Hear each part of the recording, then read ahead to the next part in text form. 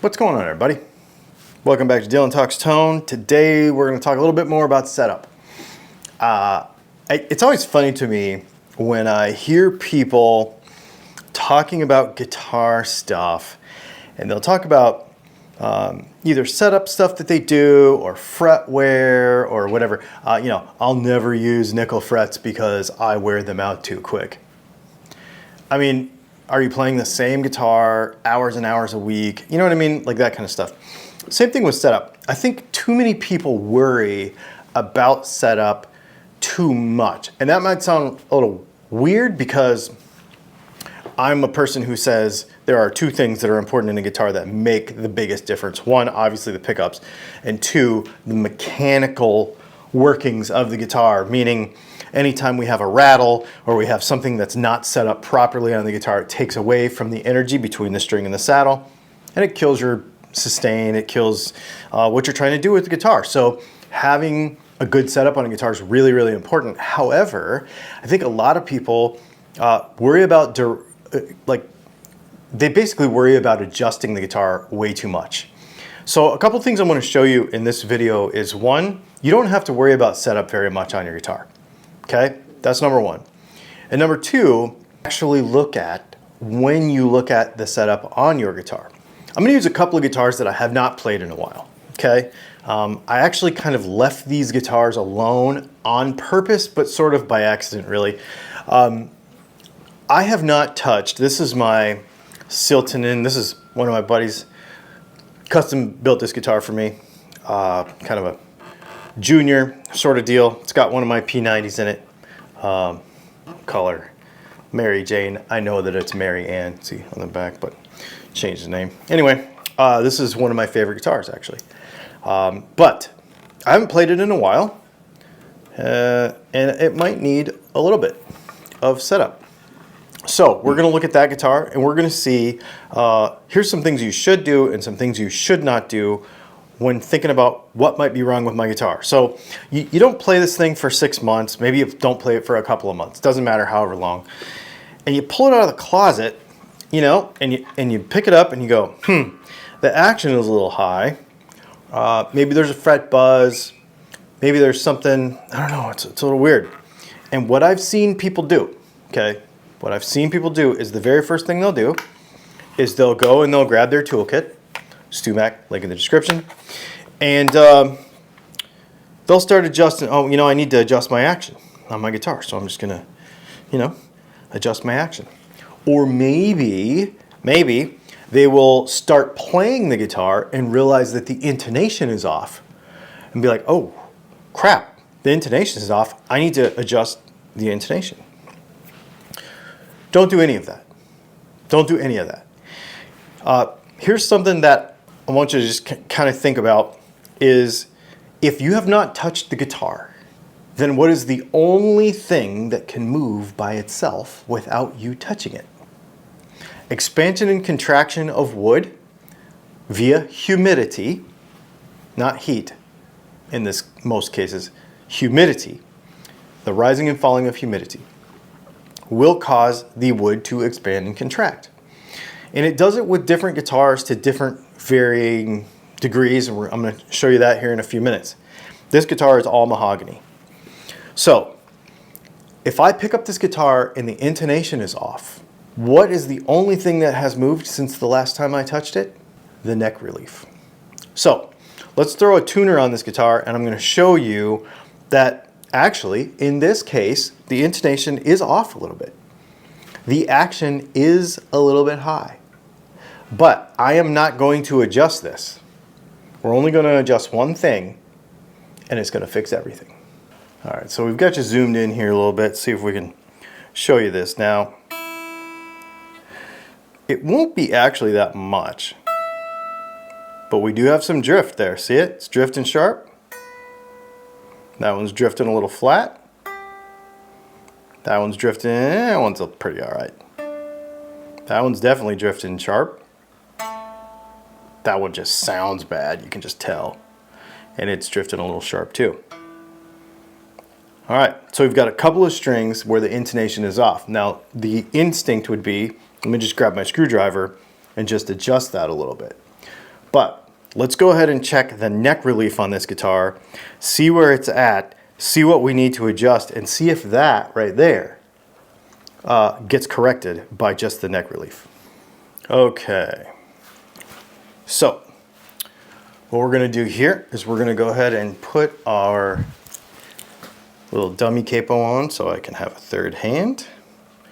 I basically just do this to hold the string down, because the way we're going to check our neck relief is with fretting this last fret where it meets the body, and then we're going to check the distance. Oh, see? That's definitely high.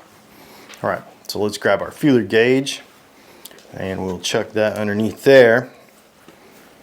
Feels like it's about 10 thousandths, which is way more than I normally, I'm going to throw 15 under there and see what happens. About halfway between, somewhere in here. Oh goodness, yeah, 15. All right, cool. Well, I am going to go ahead and grab my Allen key, and let's go ahead and tighten this junk up and get this thing back to good. Oh yeah, it definitely, you could just tell by the way that the dude felt in there. So that's about a half a turn for 10 thousandths. Now, I actually, for reasons that we could get into in another video, like mine to be almost flat. So I'm not actually going to measure this as much as I am just going to do it by feel. I mean, it's my guitar, so. All right, we're gonna go with that. That's way, actually, let me give it another little tweak here.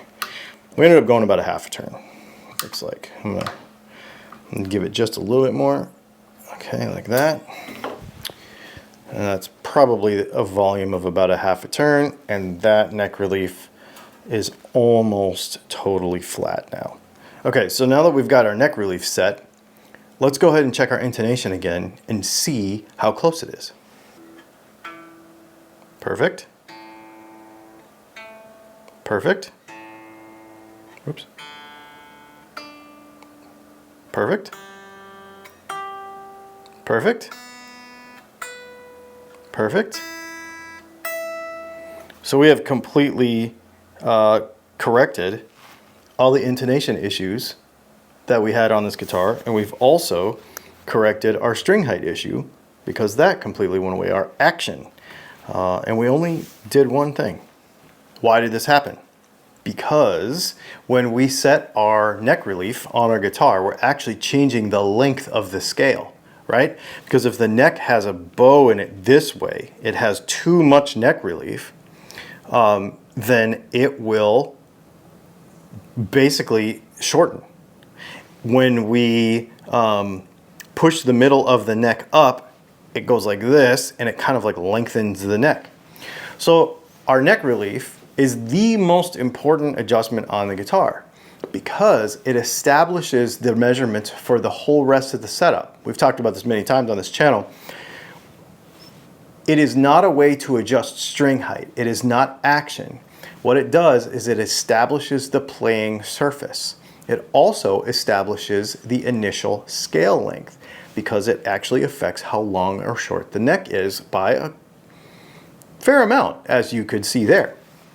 So now we can then set all of our other stuff. The thing is that all the other stuff takes tools and moving and mechanical motion. So unless you have a cheap guitar, there are a lot of very cheap guitars that do not have stable hardware. But as long as the hardware is stable, as long as the guitar is stable and the guitar is well made, the only adjustment that can happen while you're not touching it is neck relief. So if you pick up your guitar like we talked about earlier, after not playing it for a while and it doesn't play quite right, don't touch anything else. Just do that first and see that probably with a quarter turn or a half, however much you need. Remember, if you have too much space here, you tighten it and it brings the middle of the neck up. If it's too tight and it's, against the, against the fretboard and you don't want that, then you loosen it and it relaxes it a little bit. but that will bring it back to probably what you had before you let the guitar sit in the closet or under the bed or wherever it was the last time you played it. Hey, editing this video, and I just want to bust in right here and say, one of the things that's really important to maybe do is have a little notebook that you, every time you set your guitars up, because especially if you have more than one, to write down all of the measurements. So especially neck relief. That's probably the most important one. And also nut height and string height. If you write those things down, but especially neck relief, then you can go back to that. So you can actually adjust the guitar back to whatever you had before, and all the other adjustments, like we're talking about, will go back to what they were. So you will end up having to go like this, stick it back to whatever it was, but document it so that you know for sure. Okay, back to the video. And the guitar will be good. Now here's a question. Just because you let a guitar sit, does it mean that you have to go through all of this? This is my PRS Silver Sky. Now this is an American one. The reason I brought this guitar out is because I bought this guitar right about a year ago. I did like the initial setup on it when I got it, like set it up how I like it, okay? And I have not once ever touched this guitar again. Season changes, so we went from last summer to last winter to spring and now through summer. And where I live in Georgia in the United States, and it is extremely humid. I mean, so humid outside right now that you could literally, I don't know, it's like you walk outside and you're just wet. And then you come in here and we have to very carefully maintain humidity inside the house. During the winter with forced air heat, it went way down, right? Like the humidity went way down. So theoretically, this guitar should have gone all over the place. And I just picked it up, and it is absolutely still perfect. And I checked intonation, everything is totally perfect. I've never once touched this guitar. So, you know, a lot of folks, when we get into some of these videos about like the difference between a Epiphone Les Paul and a Gibson Les Paul, and we talk about where the wood comes from and the quality of the lumber and all that sort of stuff. Or you'll hear various guitar makers talk about the quality of the wood, and then people will be like, I thought you didn't believe in tone wood. Tone wood doesn't matter. Okay, I don't want to get into that argument. However, the stability of the instrument matters. What you do with the wood, what state the wood is in before you build the guitar, and what you do with the wood to get it into the buildable state for the guitar matters sometimes, depending on how it's done, for the rest of the lifetime of the guitar. So very inexpensive guitars who have sourced their wood from various places we don't know where from. We've done whole videos about this and really deep dove into this with sources from all over the world. Sometimes there is some stability situation to where the guitar will move around quite a bit. But if it is a quality instrument, chances are you will be able to go months or even years without ever touching the setup on your guitar. There's no reason to fiddle with something that doesn't need to be fiddled with. And if the guitar is a quality instrument, and honestly, that's something that you get when you pay for a better guitar. People would be like, oh, Epiphone sounds just as good as a... Okay, maybe you think so. That's possible. That is definitely true. You might feel that there's no difference between this guitar and that guitar, and it's not worth it, whatever, for you or whatever. But what I'll tell you is, this guitar versus an import version where the wood is sourced from a different place, where the wood is not as stable. PRS is a little bit better about it because they do really stay on top of that stuff. But I'll tell you, with some Squiers, with a lot of the Chinese stuff, the Harley Benton stuff like that, those guitars are kind of a crapshoot, the quality of the wood that's used in it. So you might have to fiddle with those guitars a lot more. When you get into a higher quality instrument, Maybe you're not buying tone. Maybe you're not buying something that you can perceive as you pick it up, but what you may be buying, depending on the brand, is stability. The fact that you'll never have to touch it, the fact that you'll never have to mess with it, you'll never have to adjust, not never, but in comparison to some of those other things. And I really value that, because when you have more than one instrument and you have to maintain them and you have to change strings and you have to do all those sorts of things, if you don't have to play with it, except for just playing it, it's kind of cool. It's kind of nice. That stability is cool. So there's a couple of little things there. Don't touch anything except for the neck relief on the guitar before you do anything else. It's the only thing that'll move without you touching it. So it's the only thing that probably needs to move the first time you touch it. The next thing is, if you have a quality instrument, chances are it won't hardly ever need to be fiddled with. Anyway, there you go. Thanks for hanging out, some setup stuff. I hope it kind of lets people relax a little bit about setup stuff, because we want to play. We don't want to mess around with guitars if we don't have to, right? We want to actually play. And so keep it simple. Thanks for hanging out. Do me a favor, hit the subscribe button, the like button.